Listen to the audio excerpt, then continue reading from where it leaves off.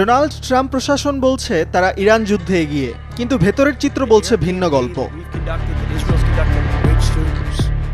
মার্কিন প্রতিরক্ষা দপ্তরের কর্মকর্তাদের মতে ইরান এখন তাদের যুদ্ধ কৌশল বদলে ফেলেছে। যুদ্ধ শুরুর মাত্র 11 দিনের মধ্যেই ইরান সরাসরি আঘাত হানে মার্কিন বিমান প্রতিরক্ষা ও রাডার সিস্টেমে। শুধু তাই নয়, ইরান এখন অনেকটা পূর্ব ঘোষণা দিয়েই মধ্যপ্রাচ্যের যে কোনো জায়গায় প্রতিশোধমূলক হামলা করছে। বিশ্লেষকরা বলছেন ইরান বুঝে গেছে সরাসরি শক্তিতে তারা আর পারবে না, তাই তারা এখন স্মার্ট যুদ্ধ করছে। টার্গেট করা হচ্ছে মার্কিন দুর্বল জায়গাগুলোতে, বিশেষ করে এয়ার ডিফেন্স সিস্টেম আর ইন্টারসেপ্টর মিসাইল সংক্রান্ত অবকাঠামো কিংবা সামরিক উপস্থিতিতে। এতে স্পষ্ট বোঝা যায় মার্কিন সেনারা কোথায় আছে, সেই তথ্য পৌঁছে যাচ্ছে তেহরানের কাছে।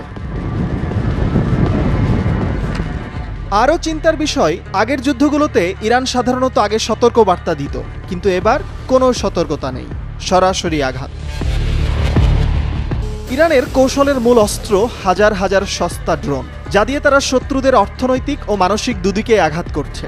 কারণ সস্তায় সব ড্রোন ঠেকাতে তাদের খরচ করতে হয় মিলিয়ন ডলারের ইন্টারসেপ্টর, আবার না ঠেকালে পোহাতে হয় আরও বড় ক্ষয়ক্ষতির বোঝা। মার্কিন প্রতিরক্ষা মন্ত্রী পিট হেগসেথ তাই স্বীকার করেছেন এমন প্রতিক্রিয়া তারা আশা করেননি। ইরানের এমন প্রতিক্রিয়ায় যুক্তরাষ্ট্র আর ইসরায়েল হামলার পরিমাণ আর তীব্রতা দুই বাড়িয়ে দিলেও দমানো যাচ্ছে না ইরানকে। কারণ এবার কোনোভাবেই ফাঁকি দেওয়া যাচ্ছে না ইরানের চোখকে।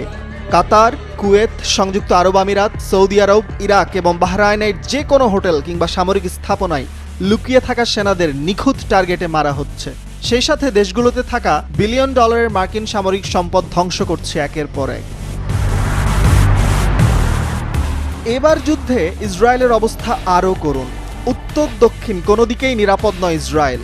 দিনে 4-5 বার করে বাজছে সাইরেন, আর সব ফেলে পালাচ্ছে তারা।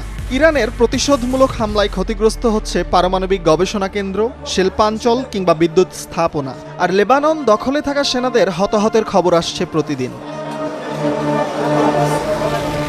এমন চাপে পড়ে ইরানের ক্ষেপণাস্ত্র ড্রোন সক্ষমতা ধ্বংসে মরিয়া ট্রাম্প ও নেতানিয়াহু।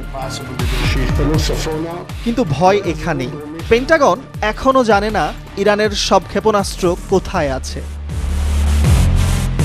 আর বিশেষজ্ঞদের আশঙ্কা, সবচেয়ে শক্তিশালী অস্ত্রগুলো এখনো ব্যবহারই করা হয়নি।